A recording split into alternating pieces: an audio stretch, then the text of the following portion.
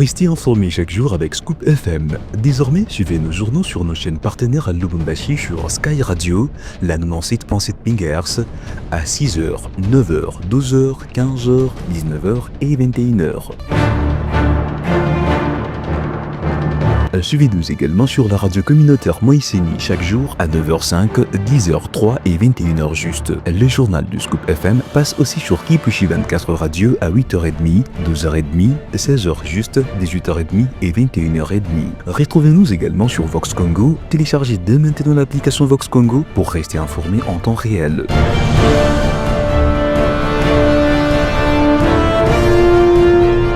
Scoop FM, suivez-nous sur notre page Facebook et sur notre chaîne YouTube pour tout savoir sur l'actualité locale, provinciale, nationale et internationale. Scoop FM, la neutralité réelle. La neutralité réelle.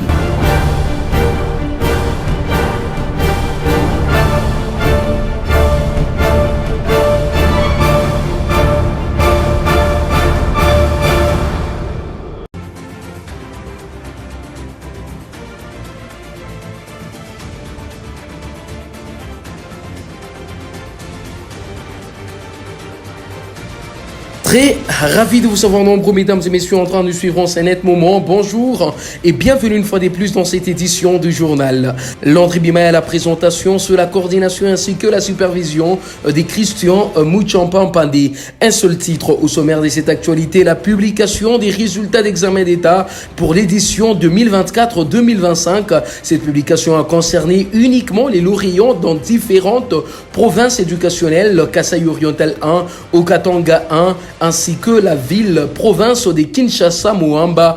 Tout ça, c'est à suivre dans ces journaux si seulement vous nous restez fidèles. Ouvrons ces journaux avec cette actualité en bref.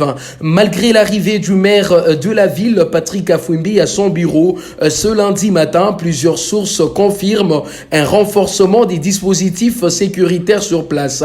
De Louchoua se demande si Joyce Tunda prendra des fonctions de maire adjointe ou du maire Haï depuis son retour le week-end dernier dans la ville des Lubumbashi. Patrick Kafwimbi et Joyce Tunda sont de cadres de l'UDPS, tous deux. Comme annoncé dans le sommaire, Kinshasa 3 août 2025, le ministre de l'Éducation nationale et Nouvelle Citoyenneté a dévoilé ce dimanche le premier résultat de la 58e édition de l'examen d'État pour 3 provinces éducationnelles avec un taux de réussite de 72%. Cette session de 2025 se distingue par des innovations majeures dans l'usage de l'intelligence artificielle ayant permis une publication record des résultats en seulement 3 jours. Suivez. La publication des premiers résultats de la 58e édition de l'examen d'État ce dimanche 3 août 2025 marque une avancée notable dans le système éducatif congolais. Avec un taux de réussite de 72% enregistré dans les provinces éducationnelles du Kasaï Oriental 1, du Haut-Katanga 1 et de Kinshasa-Moamba, ces résultats reflètent l'engagement et les efforts conjugués des élèves, des enseignants et de tous les acteurs du secteur. Les jurys des délibérations saluent particulièrement la qualité de l'organisation de cette session 2025 rendue plus efficace grâce à des réformes innovantes impulsées par la ministre d'État Raissa Malou-Dinanga. Parmi elles, l'ouverture de centres modernes de scannage des copies et l'intégration d'outils d'intelligence artificielle dans les processus de correction ont permis un traitement rapide et fiable des épreuves. Cette modernisation a abouti à une prouesse historique, la publication des résultats seulement 3 jours après la clôture des épreuves, établissant ainsi un nouveau standard pour l'organisation de l'examen d'État en RDC. Une information actuellement dans les secteurs religieux face aux accusations de la famille des Blanches, son épouse décédée, le pasteur Marcelo Tounassi réagit: on m'accuse d'avoir tué ma femme alors qu'elle est morte suite à une opération. Il affirme avoir rencontré Esther, nouvelle femme, après le décès de Blanche et non avant. Sa belle famille lui réclame 800 000 dollars américains, ce qu'il qualifie de chantage motivé par l'appât du gain. Par respect, il s'est dit prêt à verser 250 000 dollars américains, mais prévient, veuve ou veuf, ne vous laissez pas dépouiller.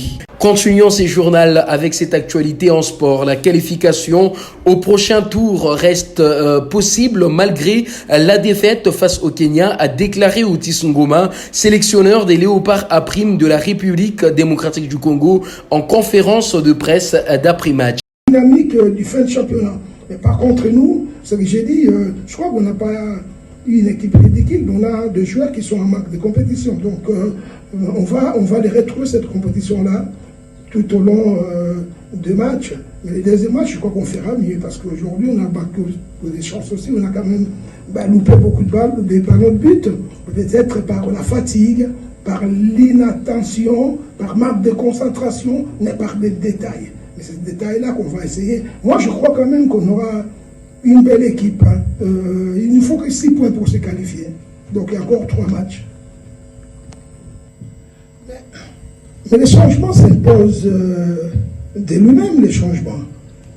À partir du moment où vous avez 6 joueurs qui sont à Kinshasa, sur des postes clés, ils sont là maintenant. Le but du jeu, c'est pas procéder pour procéder.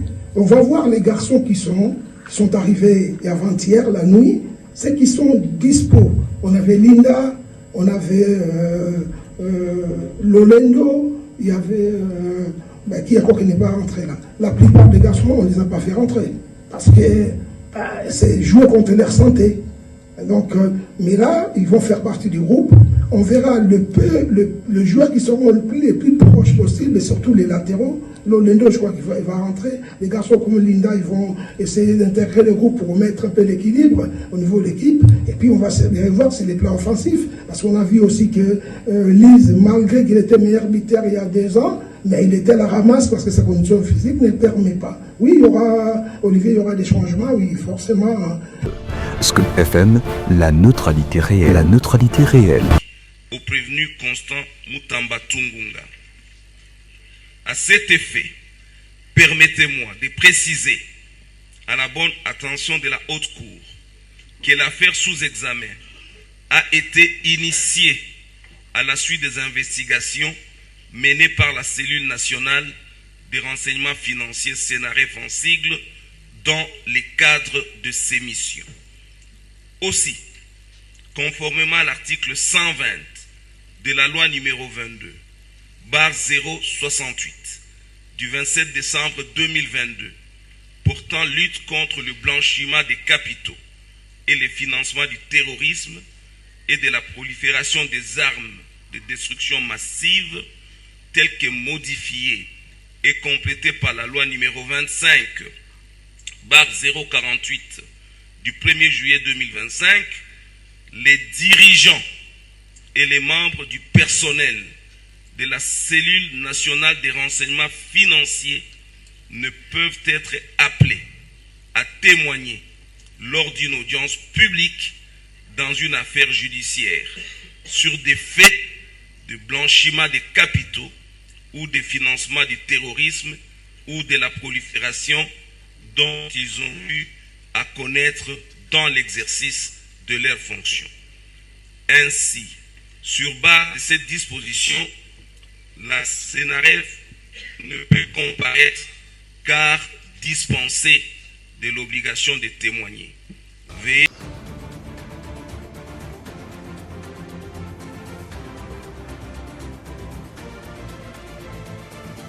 Et c'est donc par ici s'achève cette édition du journal. Landry Bimaille à la présentation et c'était sous la coordination ainsi que la supervision de Christian Mouchampampandé. D'ici là, portez-vous bien et à très vite.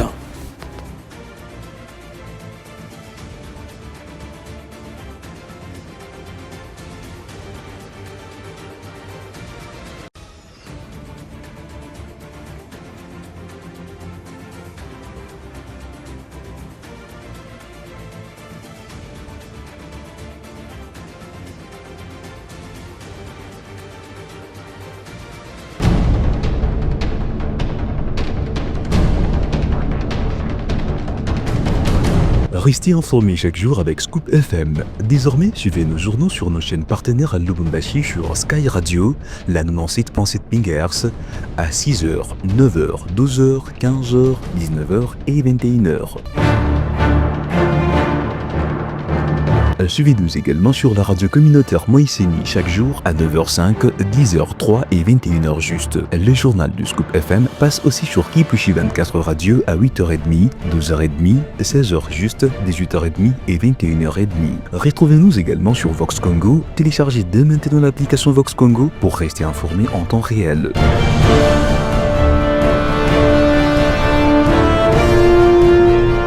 Scoop FM, suivez-nous sur notre page Facebook et sur notre chaîne YouTube pour tout savoir sur l'actualité locale, provinciale, nationale et internationale. Scoop FM, la neutralité réelle.